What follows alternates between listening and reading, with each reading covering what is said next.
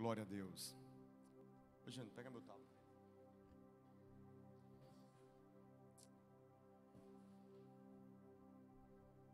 Cara, essa tem sido, pelo menos, a música da semana, né? Uma vez que eu coloquei os meus olhos em Ti, nada mais me satisfaz. Eu vou trazer uma palavra rápida. Eu confesso que eu tinha preparado outra palavra, mas começa a arder meu coração uma palavra. Eu queria ministrá-la sobre você nessa noite.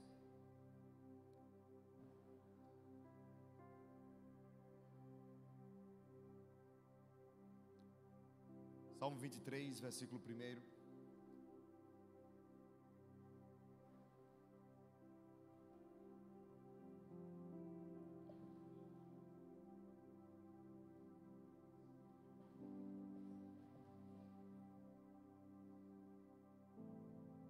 Nós temos vivido um tempo de frases muito bonitas. Nós temos vivido um tempo de canções muito bonitas. Canções como essa, ela me leva a chorar. Canções como essa me leva a extravasar. Uma vez que eu coloquei os meus olhos em Ti, nada mais me satisfaz. Só quero a Ti e nada mais. Cara, a minha oração, e minha oração com muita intensidade, com muito vigor, é que de fato essas expressões, essas palavras, elas venham a sair não apenas dos nossos lábios, mas do mais profundo da nossa alma, do mais profundo do nosso entendimento, do mais profundo dos nossos corações. Minha oração é que Deus levante nesse tempo uma geração que não ame o Senhor apenas com palavras, mas que o ame com ações, que o ame com comportamentos, que o ame com atitudes. Eu acredito que, e eu tenho proferido e profetizado acerca disso, que nós somos a melhor geração. Há quem diga que não, que nós somos a pior geração, mas nós não somos, nós somos a melhor geração. Porque a palavra do Senhor nos diz que nos últimos dias Ele derramaria seu Espírito sobre toda a carne, sobre jovens, sobre velhos, e nós teríamos visões e revelações. Então eu não posso crer que uma geração que receberá o Espírito de Deus será a pior geração. Vivemos em um mundo tão fácil, de tão fácil acesso. Vivemos em um mundo onde é tão fácil o pecado, é tão fácil você andar por caminhos que não agradam a Deus, é muito fácil. Mas mediante um mundo tão fácil, um mundo de portas tão largas, eu glorifico a Deus, porque eu vejo uma geração que poderia estar prostrada diante do pecado, mas mesmo tendo o pecado diante de si, e muitas vezes até falhando, mas os seus corações estão voltados e dizendo: Senhor, eu te quero, Senhor, eu te almejo, porque desde o momento que eu coloquei meus olhos em Ti, nada mais me satisfaz. Que venhamos ser essa geração, uma geração que esteja repleta, completa em Deus. O Salmo 23, na sua versão original, ele vai dizer: o Senhor é o meu pastor. Então, se o Senhor é o meu pastor, de nada eu terei falta. Não é nada me faltará, mas é de nada eu terei falta. Eu entendo que o salmista Davi, ele compreendeu com toda exatidão, no cume mais alto, o que é de fato ter Deus dentro de si. Quando ele diz: o Senhor é o meu pastor, então de nada eu terei falta, ele está dizendo o seguinte: pode me faltar coisas, pode me faltar pessoas, pode me faltar dinheiro, pode me faltar afeto, mas mesmo assim eu estarei completo, mesmo assim eu estarei repleto, satisfeito porque eu tenho Deus. Deus, na realidade, Ele preenche as lacunas vazias das nossas vidas. Deus, Ele preenche os lugares dos quais, na verdade, ficaram em falta, quando de fato nós nos achegamos a Ele com todo o nosso coração. Quando realmente nós colocamos nossos olhos nele, e quando nós afirmamos que realmente Ele é o nosso tudo. Pode faltar coisas, pode faltar pessoas, pode o mundo nos decepcionar, mas nós estaremos repletos, satisfeitos, completos em Deus.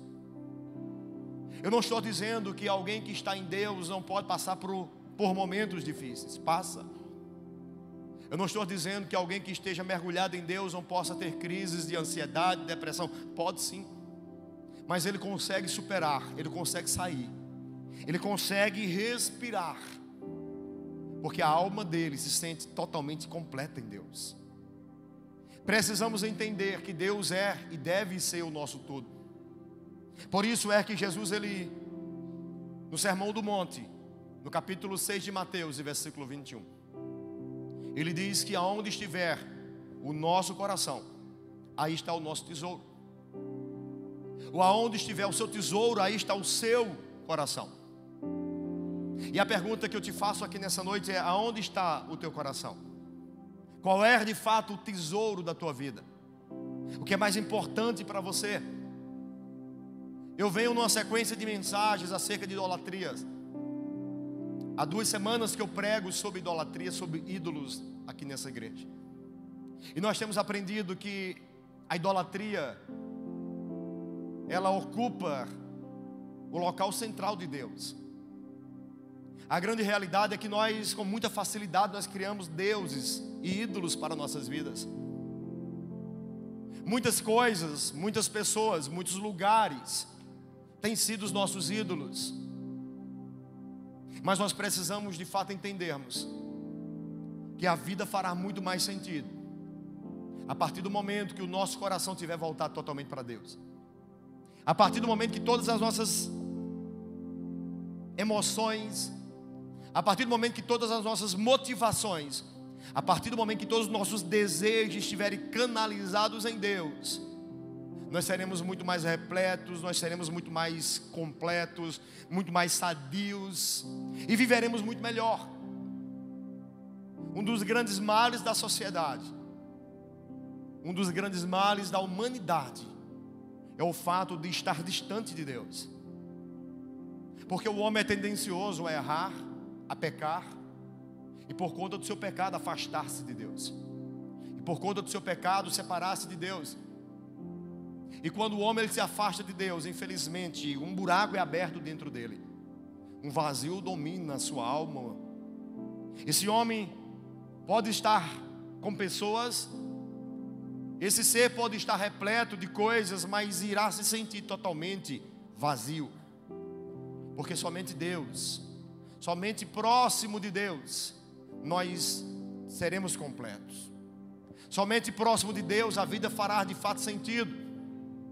Eu já falei aqui muitas vezes que se porventura eu me afastasse do Senhor, eu seria um depressivo no mais alto grau de intensidade, porque para mim a vida não faria sentido.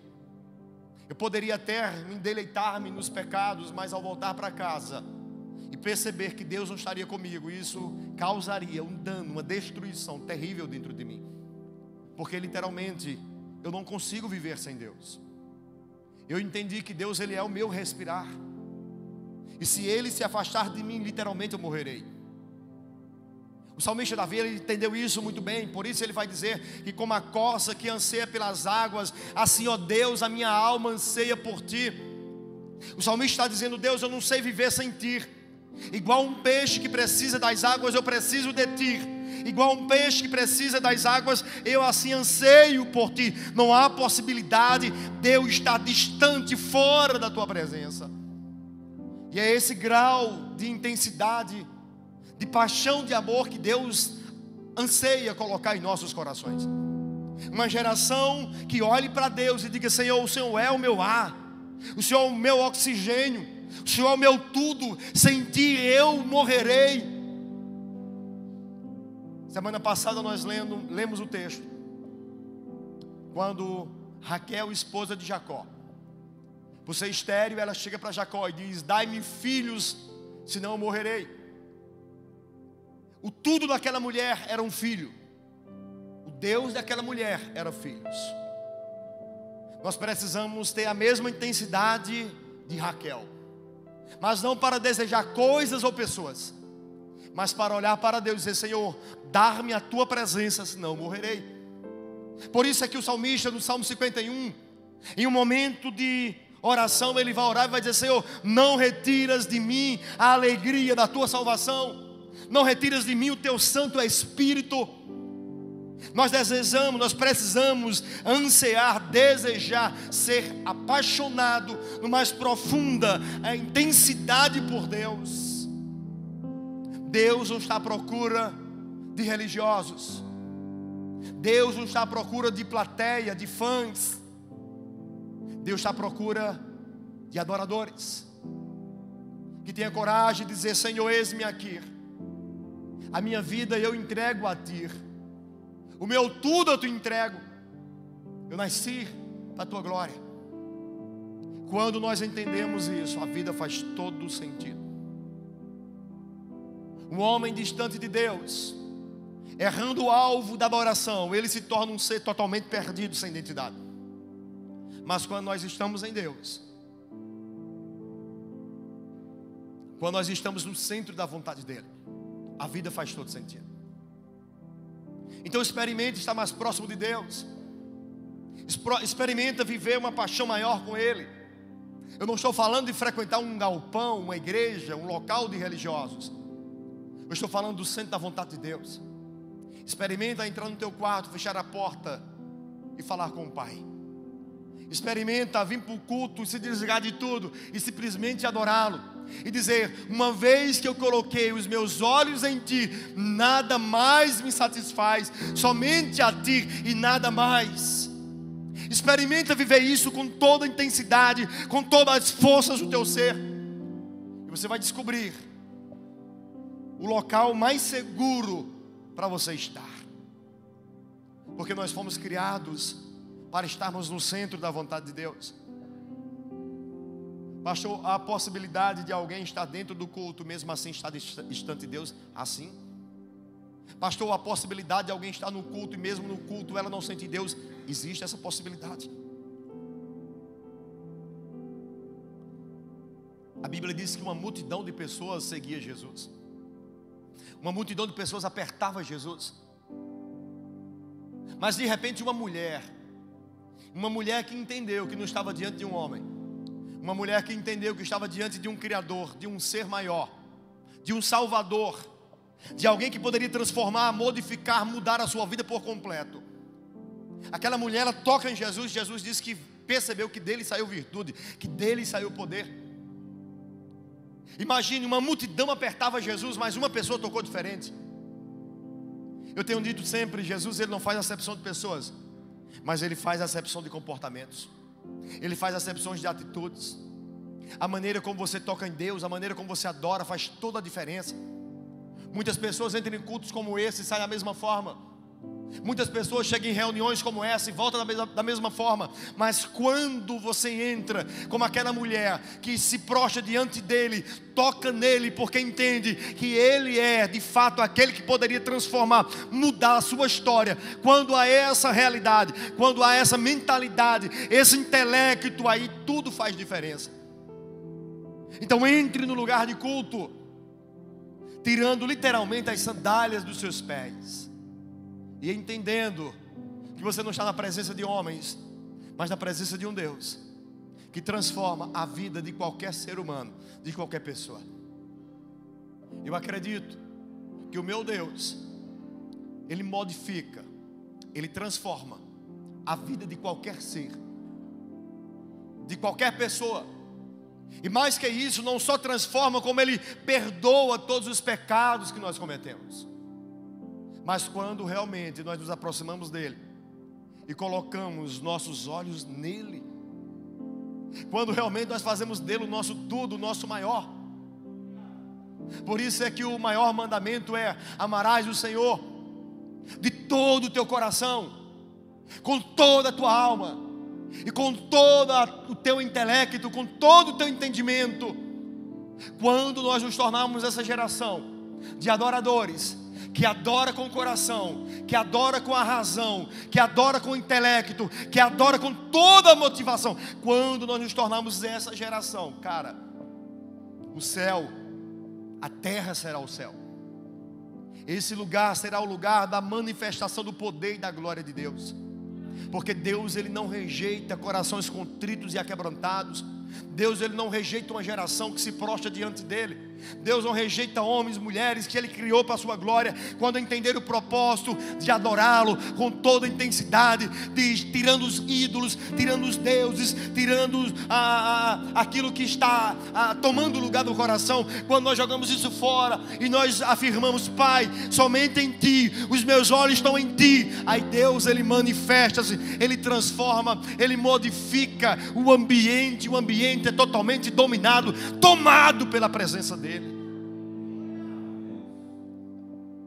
Não é uma geração que não entendeu, mas é uma geração que entendeu, que vem entender que o lugar do culto é o lugar de nos entregarmos, é o lugar de entendermos que somente para Ele. Então a minha oração é essa: que nós venhamos ter, que o nosso coração, que o nosso tesouro maior seja Deus, seja viver para Ele, que nada nos roube, que nada nos tire da presença de Deus, que nada venha nos seduzir, mas que Deus de fato seja a nossa maior paixão. Se eu te perguntasse aqui nessa noite, qual é o grau de intensidade, de paixão que você está vivendo com Deus? Eu me converti na igreja Vale da Bênção, e novo convertido, eu estava no culto. E quando eu estava no culto, tinha um rapaz chorando muito naquele culto, e eu não entendia porque ele chorava tanto. E teve um momento que eu parei e eu perguntei: cara, por que esse rapaz está chorando tanto? E alguém chegou e disse: é porque ele está sentindo a presença de Deus. Meu irmão, a partir daquele momento, eu comecei a orar por isso. Eu ia para o culto e o culto era uma coisa fria, todo mundo chorava, todo mundo glorificava, eu não sentia nada. E eu comecei a orar, a dizer: Senhor, eu quero sentir a Tua presença também. Se tem como um homem sentir a Tua presença, eu quero senti-la. E eu comecei a orar a Deus e dizer: Senhor, eu quero sentir a Tua presença, eu quero sentir a Tua presença. E certo dia eu estava em um culto como esse, e eu comecei a orar, e eu comecei a dizer: Senhor, eu quero também sentir a Tua presença. E eu senti a presença de Deus naquele culto. Eu chorei tanto, mas eu chorei tanto, que eu cheguei em casa. Eu morava com 2 irmãos que não eram crentes, e eu cheguei em casa chorando, que eu não conseguia parar de chorar. Eu entrei no banheiro chorando, eu não conseguia me conter. E eles me perguntavam o que estava acontecendo, e eu não poderia dizer: ó, eu estou chorando porque eu senti Deus. Eles não eram cristãos, eles não iam entender. Mas foi uma das experiências mais extraordinárias que eu senti. Foi uma das coisas mais belas que eu experimentei. Nenhum pecado se compara a nós sentirmos o Deus Criador do universo. Nada se compara a sentirmos a presença desse Deus. Às vezes, quando nós estamos na nossa deprê, a gente buscamos preencher o nosso vazio. Alguns em drogas, outros em sexo, e outros em Netflix e tantas coisas mais. Mas quanto mais procuramos essas coisas, mais vazios nós nos tornamos, mais um buraco se abre dentro de nós. Mas quando nós de fato resolvemos atentar para o alto e dizer: Senhor, eu quero sentir a Tua presença, cara, se Deus resolver nos visitar, você vai dizer: cara, nada se compara a sentir Deus. Nada é tão completo, nada é tão belo, nada é tão repleto como sentir a presença desse Deus. Por isso é que o salmista ele vai dizer: o Senhor é o meu pastor, então de nada eu terei falta. Se eu tiver Deus, eu tenho tudo. Por isso é que Moisés, em certa ocasião, ele vai dizer: Senhor, se a tua presença não for comigo, não me faça sair desse lugar. Porque ele entendia que a presença de Deus, ela muda o ambiente, ela muda mentalidades, ela transforma pessoas e gerações. E a minha oração é que nós não venhamos ser uma geração sem a presença, mas uma geração que carrega a presença de Deus. Que seja em Santa Cruz, que seja em Vertentes, que seja em qualquer lugar desse planeta, que Deus levante uma geração que não queira simplesmente vir para o culto, sentar, sair e simplesmente ser mais um. Que nós devemos ser mais um que faça algo por reino, mais um que transforma a vida das pessoas. Uma vez eu orei a Deus e disse: Pai, eu quero ser tão cheio de Ti. E eu fiquei imaginando uma ilustração para Deus entender o que eu estava falando. Disse: Deus, eu quero ser tão cheio que quando eu abraçar alguém, eu quero molhar. Se eu estivesse molhado e eu abraçasse alguém, eu não ia molhar a pessoa. Pronto, eu quero abraçar a pessoa e quando eu sair, ela ficar molhada na Tua presença. Foi mais ou menos a ilustração que eu usei para Deus entender que eu queria estar tão cheio. Imagina alguém cheio de fogo, passando, incendiando as outras pessoas. Pai, é assim que eu quero ser. E é isso que eu oro por minha geração. Que Deus nos levante nesse tempo, não como um monte de religioso que apenas cumpre a tarefa e não faz mais nada que isso. Porque o mundo está saturado de religiosos. O mundo não está nem aí para religioso. Mas o mundo está carente, sedento, querendo ouvir pessoas que tenham Deus. Ele não quer ouvir das tuas experiências religiosas, mas da tua experiência com Deus. Muitas pessoas querem ouvir. Mano, se você chegar para alguém e dizer: cara, eu me encontrei com Deus que transformou o meu viver por completo, as pessoas vão parar para dizer: cara, eu quero viver, eu quero sentir isso também, porque eu anseio por isso. Porque todo ser humano, seja ele crente ou ateu, no profundo da sua alma ele anseia experiências com um ser sobrenatural. Que nós vamos entender isso. Que nós vamos ser aqueles que vai levar a presença de Deus para outras pessoas. Que nós vamos ser a geração que vai contagiar outras pessoas em todas as esferas da sociedade. Que o médico dê o seu plantão e trata da saúde, mas ao mesmo tempo também ele trata do espiritual. Que o advogado exerça com toda a retidão e justiça o seu dever, mas que ele também implante a justiça do reino de Deus. Que o juiz, que o promotor, que o enfermeiro, que todos os profissionais entendam que nós fomos criados para de fato executarmos aqui na vertical, mas também aqui na horizontal. Nós venhamos de fato adorar o nosso Deus e levar o evangelho. Esse é a minha oração. Que o Galpão Mais Um nessa cidade seja uma igreja que venha em todas as esferas da sociedade. Que você seja cristão, não pelo tamanho da saia, não pela calça que você veste, mas pelas tuas atitudes e comportamentos. Quem te seguir nas redes sociais, diga: cara, o Deus dessa menina, eu quero seguir ele também. Que quem esteja sentado com você conversando, diga: cara, o Deus desse cara é o Deus que eu quero para a minha vida também. Que as pessoas olhem para nós e digam: cara, o Deus desse cara é o Deus que eu quero para mim. Eu não me apresento como pastor nos lugares que eu chego. Tem pessoas que você pergunta: qual é o teu nome? É pastor fulano de tal. Como se o nome dele tivesse no registro, né? Pastor fulano de tal. Qual é o teu nome? É Paulinho, Paulo Antônio e tal. E eu prefiro que as pessoas olhem para o meu comportamento e digam: cara, esse cara é crente. Eu prefiro que as pessoas olhem para mim e digam: cara, eu quero viver esse cristianismo que você está vivendo. Porque, cara, a vida é tão curta para a gente não se dedicar e viver em Deus. A vida é tão medíocre. Novo convertido, eu vi alguém pregando, eu me lembro até o nome da pessoa. Um diácono por nome de Marcos. Eu novo convertido, o cara estava pregando e eu fiquei encantado com aquilo. Eu disse: cara, eu quero pregar também. E eu comecei a orar. E eu tinha uma dicção muito ruim, não que ela seja boa hoje, mas era muito pior. Eu falava assim: atenção, irmãos. Mas eu queria pregar, cara. E eu lembro que uma vez eu fui pregar, novo convertido, e meu irmão disse: rapaz, tu prega bem, mas ninguém entende o que tu estás falando. É uma crítica bem. Eu prego bem, mas ninguém entende o que tu estás falando. É igual, sei lá, eu ia falar besteira agora, né? Mas eu comecei a orar: pai, eu quero pregar. Eu trabalhava no hotel, e nesse hotel nós fazíamos de tudo lá. Eu era gerente, recepcionista e também faxineiro. E quando eu ia lavar os banheiros do hotel lá, meu irmão ficava pregando sozinho. Era pregando, falando em língua, e ali pensando como é que ia ser, tal. Porque eu tinha colocado no meu coração: cara, eu quero ser diferente. Quando eu me converti para viver a coisa séria. Eu não queria viver uma vida medíocre, uma vida um pé aqui, outro acolá. Não, eu queria mergulhar, e eu mergulhei em Deus. Se tinha vigília, eu estava na vigília. Se tinha oração, eu estava na oração. Porque eu queria Deus, eu estava vivendo, eu estava com uma sede de Deus, cara, que você entender. E minha oração sempre era: Senhor, eu quero ser alguém que o Senhor usa nesse tempo. Eu nunca imaginei ser pastor, nunca achei dos meus planos.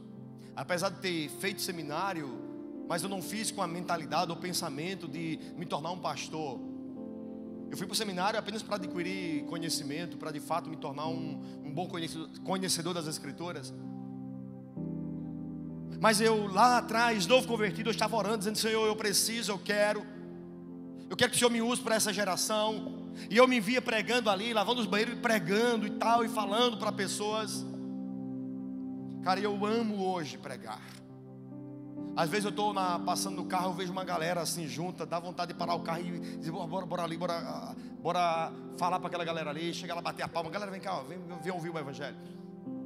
Porque isso está dentro de mim. Que nós venhamos ser essa geração.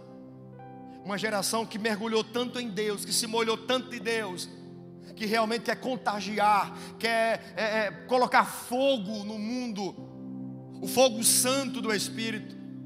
Fazer com que todos venham querer viver essa paixão, cara, porque é bom demais viver para Deus.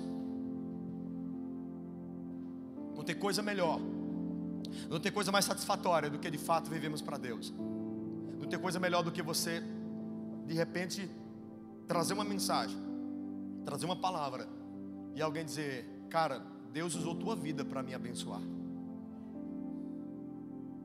Deus usou tuas palavras para me abençoar. A tua oração modificou a minha vida. A tua palavra me ajudou demais. Mano, é para isso que Deus nos criou. É para sermos seu porta-voz. É para ajudarmos pessoas. É para levarmos sua graça a outros. Não desejo menos que isso. Não anseie menos que isso. Independentemente dos teus talentos, das tuas qualidades. Eu estou pregando para vocês hoje, eu falava assim. É aquela historinha do baterista, né? Não era ninguém, agora eu sou baterista, né? Independentemente, cara, das suas qualificações. Tem uma frasezinha que eu uso muito ela aqui, e esses dias eu vi ela lá no Instagram do Theo Hayashi.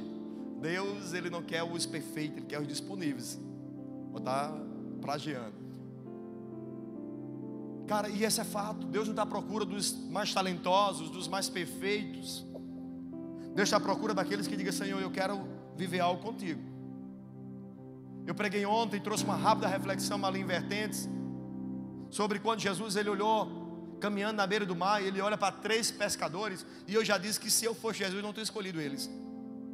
Eu vou montar um time para pregar, eu vou chamar 3 pescadores. E mais no primeiro século, homens totalmente indoutos, homens totalmente leigos, eu não chamaria. Mas Jesus chamou. Sabe por quê? Porque Jesus ele enxerga diferente de mim. Eu, pela minha fraqueza humana, eu sou tendencioso a olhar e escolher os melhores, os mais capacitados. Aí Jesus vai lá no mar, escolhe 3 homens pescadores, que não tinha nada, não entendia nada de teologia, nada de Bíblia, e chama esses homens e diz: olha, deixa os barcos, deixa a pesca, porque eu vou fazer de vocês pescadores de homens. Aí Jesus pega 3 improváveis, depois chama mais 3, mais 2, mais 1, e forma uma equipe de 12 improváveis. E esses 12 improváveis modificaram uma época, mudaram o mundo. Até o ateu tem que dizer: antes de Cristo, depois de Cristo. Porque o cristianismo mudou o universo, mudou o mundo. Deus, Ele escolhe as coisas loucas desse mundo para confundir aquelas que pensam que são os melhores. Tem muito cara, tem muito pastor que passa aí e diz: rapaz, como é que pode? Esses caras aí, uma igreja que nem parece igreja, uma igreja preta com um leão na parede. Como é que pode essa igreja estar ganhando pessoas? Porque não é na força do nosso braço, não é pela nossa sabedoria, mas é pela força e pelo braço do Senhor que nós pregamos. Então qualquer ser, qualquer pessoa que entender, porque a Bíblia diz que grande é a seara, mas poucos são os trabalhadores. Mas qualquer um que, como um dia eu estava sentado no lugar de vocês, vendo alguém pregar, eu disse: pai, eu quero pregar também. Qualquer um que no seu coração anseiar, desejar ser útil no reino de Deus, Deus pega essa pessoa, prepara ela e faz dela um ministro, um pregador, alguém que vai conduzir nações, que vai conduzir multidões, gerações para a glória do seu nome. Não importa se somos os mais qualificados ou não.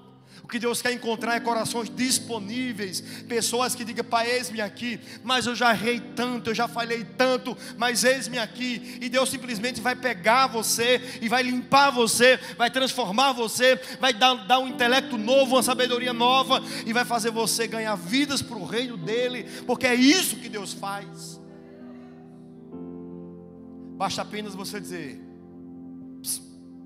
Espírito Santo, estão convocando para o exército, para a guerra, eu quero ser um soldado. Ele não vai perguntar qual é a tua habilidade, ele só vai dizer: perfeito, meu filho. Está disponível? Estou, pai.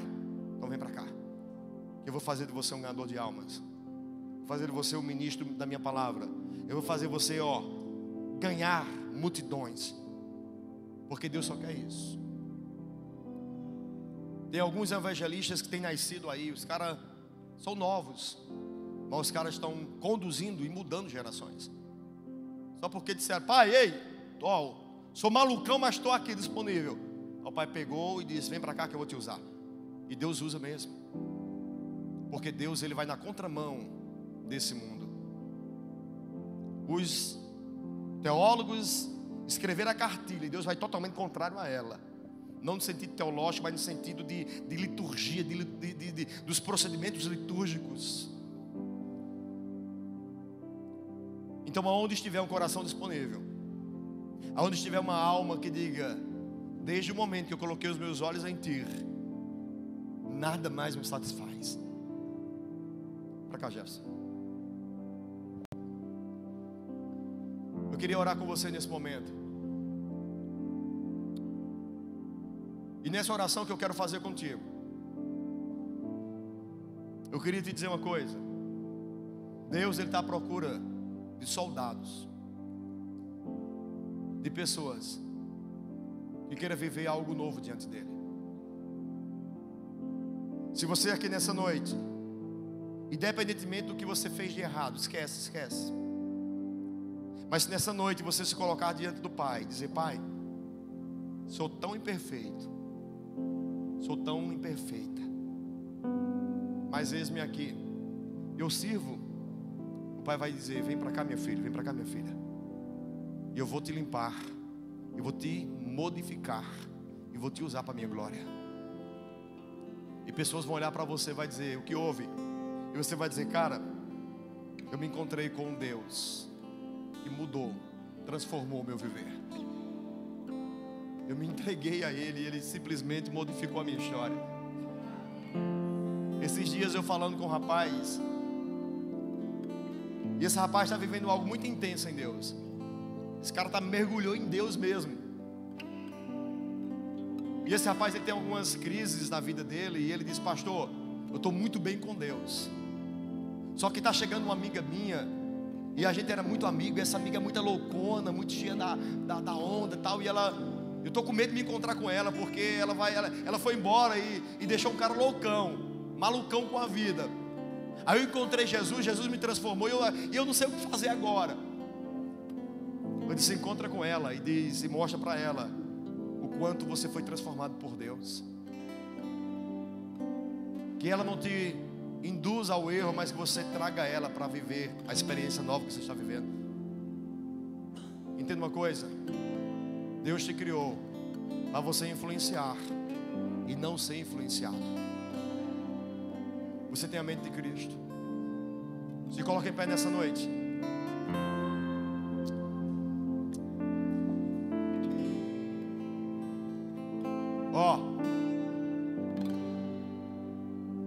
Deus quer que Vertentes tenha um galpão maior do que esse, lotado de vidas. Deus quer que esse galpão aqui fique pequeno para a quantidade de vidas que vão chegar nesse lugar. Como isso vai acontecer? Isso vai acontecer se nós ouvirmos a voz do Senhor e nos colocarmos diante dele dizendo: Senhor, eis-me aqui, usa a minha vida. Eu estou pregando para vocês porque um dia eu ouvi o chamado do Senhor. Eu disse: Pai, mesmo falando enrolado, mesmo tendo uma péssima dicção, eu quero pregar a tua palavra. Eis-me aqui, Senhor. E esse Pai me trouxe